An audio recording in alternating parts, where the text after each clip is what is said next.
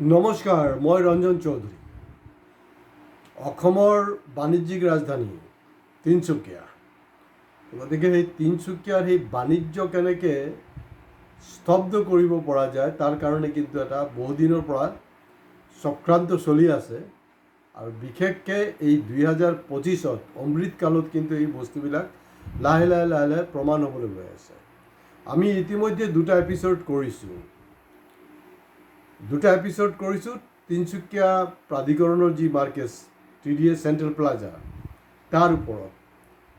তো আপোনালোকে যিসকলে ছাবস্ক্ৰাইব কৰা নাই, মই সদায় প্ৰতিটা ইউটিউবৰ ভিডিঅ'ত আৰম্ভণিত এইটো কাৰণে কৈ থাকোঁ যে যেতিয়া আমি নেক্সট কোনো আজি নহয় কালিও ধৰি লওক কিবা এটা এপিছ'ড কৰিম নহয়, ক'ৰবাত এটা কানেক্টিভিটি আছে। সেইটো কাৰণে আপোনালোকে তেতিয়াহ'লে আৰু বেছি উপভোগ কৰিব পাৰিব মোৰ কথাখিনি। যে TDA মাৰ্কেটত ওপৰত আমি দুইটা ইতিমধ্যে এপিছ'ড কৰিছোঁ। আৰু TDA মাৰ্কেটৰ মূল মানে ঘূৰাই পকাই কথাটো এনেকুৱা এণ্ড অফ দি ডে, মানে এইটোক এটা হিন্দু মুছলমানৰ সংঘাতৰ এটা ৰূপ দিয়াৰ চেষ্টা হৈ আছিলে, কিন্তু এইটো শেষত এইটো ছাকচেছফুল হোৱা নাই। তো এতিয়া দেখা গৈছে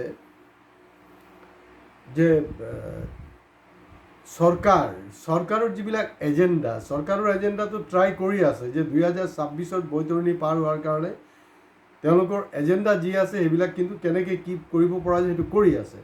আৰু তাতকৈও লাজৰ কথা, তাতকৈ দুখৰ কথা হ'ল যে এই তথাকথিত দল সংগঠনৰ যিবিলাক নেতা আছে নহয়, নেতাবিলাকো এই এজেণ্ডা ফুলফিল কৰাৰ কাৰণে তেওঁলোকো কিন্তু উঠি পৰি লাগিছে, কাম কৰি আছে তেওঁলোকৰ। কাৰণ সেইটোৰ বিনিময়ত টকা পাই আছে, বেলেগ আৰু কোনো ফাণ্ডা নাই। চিম্পল, কোনো অসমীয়া প্ৰেমী নহয়, এনেই মুখতে জয় আই অসম বুলি কয়, কোনো জয় আই অসম নহয়, কোনো অসমক ভাল নাপায়, কোনো নিবিচাৰে যে অসমখন প্ৰগতি হওক, নিবিচাৰে তেওঁলোকে এই কাৰবাৰটো হ'ল মানে একদম চিধি কথা হ'ল যে এই যে টেক্স কালেকশ্যন, আপোনাৰ চান্দা ৰাজনীতি, সেইটোৱে, বেলেগ আৰু কোনো ষ্টৰি নাই।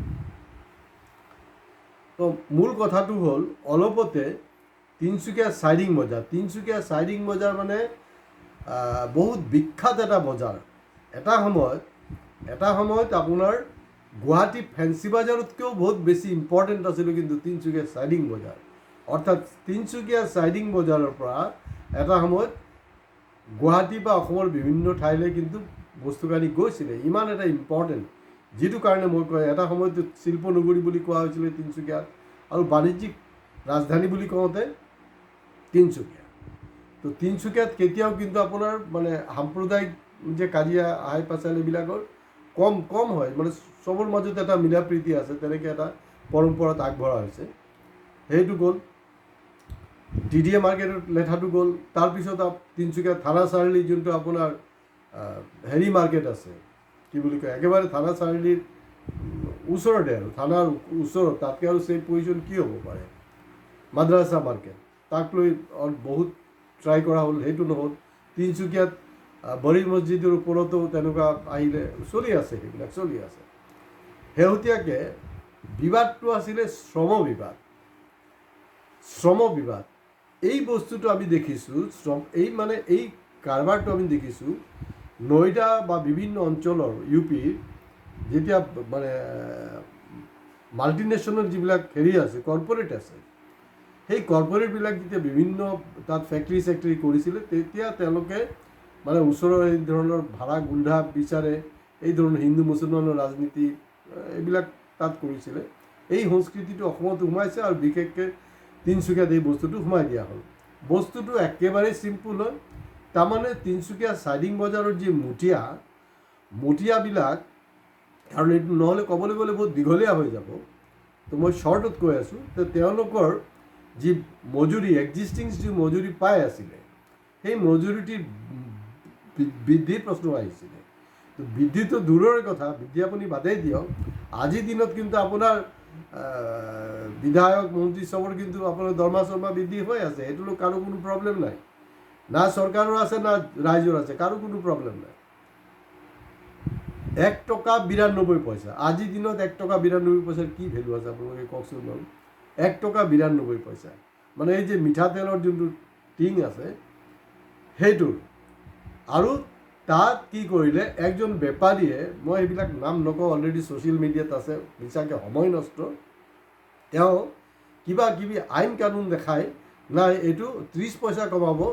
মোটামুটি তিনিচুকীয়া চাইডিং বজাৰ চবেই তেনেকৈ দি আছিলে, কাম হৈ আছিলে, কোনো মানে ডাঙৰ কোনো হেৰি হোৱা নাই। 30 পইচা কমাই 1 টকা 62 পইচাত সেইটো কৰাৰ কাৰণে মেইন তাত জুইটো লগাৰ মেইন কাৰণে সেইটো।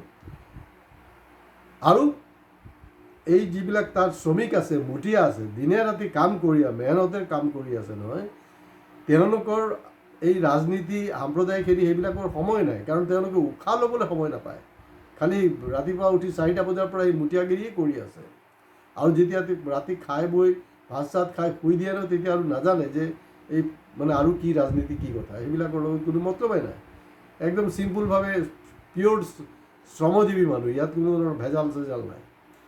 সেইটো মোটামুটি তিনিচুকীয়া চাইডিং বজাৰত চবেই এগ্ৰী কৰি আছিলে।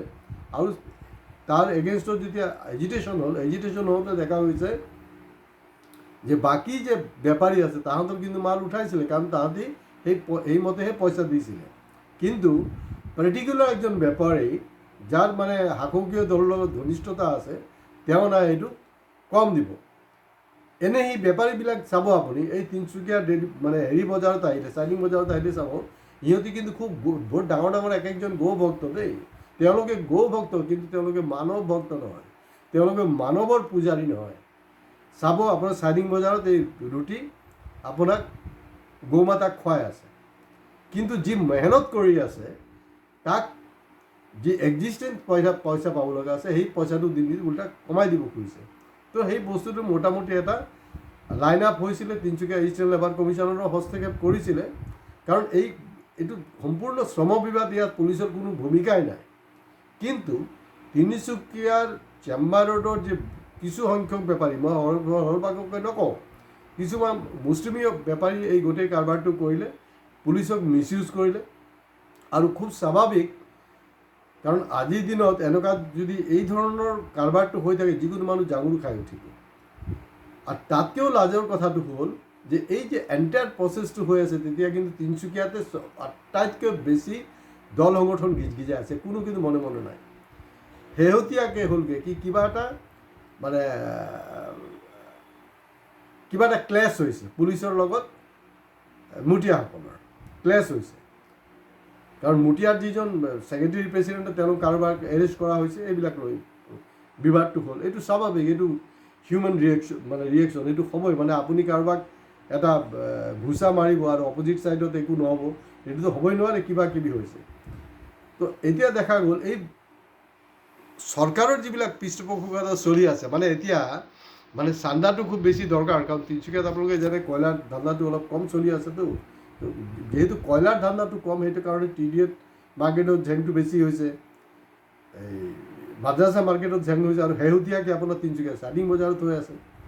তাত তথাকথিত দল সংগঠনৰ মানুহ, সেইবিলাকতো নেতা নহয় আৰু ডেকা ল'ৰা আহি ক'ব খুজিছে যে নাই তেওঁ পুলিচ, কিন্তু ইয়াত মানে তেওঁ পুলিচ হোৱাৰ লগে লগে তেওঁ কিন্তু একজন অসমীয়া মানুহ। তো গতিকে অসমীয়া মানুহৰ গাত হাত উঠাব নোৱাৰিব। আৰে প্ৰভু, বাবাজী কা ঠুল্লু ক'ত আছ তহঁতি, ক'ত আছ? ইয়াত অসমীয়াৰ কথাটো ক'ত পৰা আহিলে যে অনা অসমীয়া দাদাগিৰি নচলিব?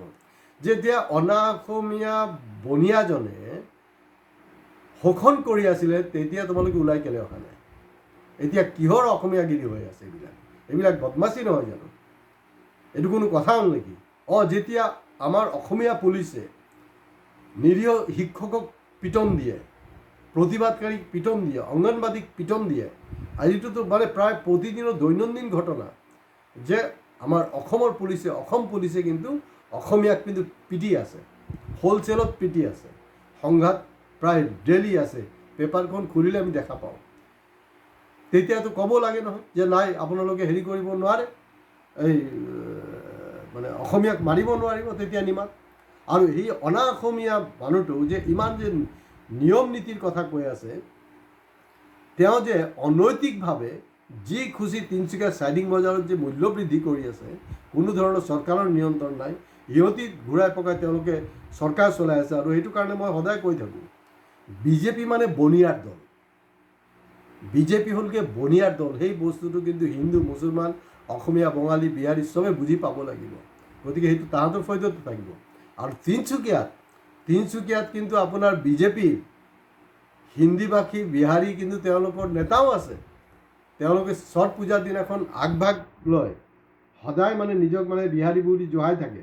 আৰু চৰকাৰৰ তেওঁলোক মন্ত্ৰী নহয়, কিন্তু এক একজন নেতা কিন্তু কোনো পধ্যে মানে মন্ত্ৰীতকৈ কম নহয়, পূৰা মানে চৰকাৰৰ বিভিন্ন বিভাগৰ বিভিন্ন দায়িত্ব লৈ বহি আছে।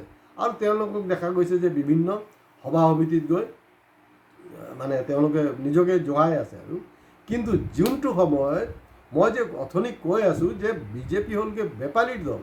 এতিয়া চাওক, যিসকল হিন্দীভাষী তিনিচুকীয়াৰ বিজেপি নেতা, যিসকল এই 2026 আপোনাৰ এছেম্বলি ইলেকশ্যনৰ টিকেটৰ দাবীদাৰ, পূৰা লাইন লগাই আছে, এই মানুহখিনিতো কমচে কম ঠিক আছে, অসমীয়া, বঙালী, বাকী মই হিন্দু মুছলমান বাদ দিলোঁ, বিহাৰী হিচাপেতো তোমালোকে কমচে কম এই দুৰ্যোগৰ সময়ত তোমালোকে গৈ তাত পাব লাগিছিলে ন। কিন্তু তেওঁলোকে এই ভূমিকাটো আদা কৰা নাই। যেতিয়া অনা অসমীয়া বেপাৰীয়ে যেতিয়া আমাৰ অসমীয়া মানুহৰ পৰা যিকোনো ধৰণৰ ৰেট লৈ আছে, সেইটোত আমাৰ দল সংগঠন মনে মনে কিয় আছে? সেইটোতো মনে মনে থকাৰ কথা নহয়। আৰু মই যদিও বীৰ লাচিত সেনাৰ বিভিন্ন ধৰণৰ ষ্টেণ্ডবিলাক মই একমত নহয় সদায়, কিন্তু তিনিচুকীয়া জিলা সমিতিৰ এই বিষয়টো যিধৰণে হস্তক্ষেপ কৰিছে, যিধৰণে তেওঁলোকে বক্তব্য আগবঢ়াইছে, তাক মই ভাল পাইছোঁ। আৰু তিনিচুকীয়াৰ মানে সজাগ ৰাইজ বুলি নহয়, অসমৰ সজাগ ৰাইজো ভাল পাব। হয়, বীৰ লাচিত সেনাই যদি ক'ৰবাত ভাল কাম কৰিছে, ভাল কথা পাতিছে, এইটোক আমি সাধুবাদ দিবই লাগিব। তাহাঁতৰ প্ৰতিতো কোনো এলাৰ্জি নহয়। কিন্তু বীৰ লাচিত সেনাৰ যদি কোনো কৈ দিয়ে যে মই টেক্স উঠাম, সেইবিলাক কিন্তু অসাংবিধানিক কথা-বাৰ্তা, সেইটো কোনো পধ্যেই কিন্তু এইটো গ্ৰহণযোগ্য নহয়।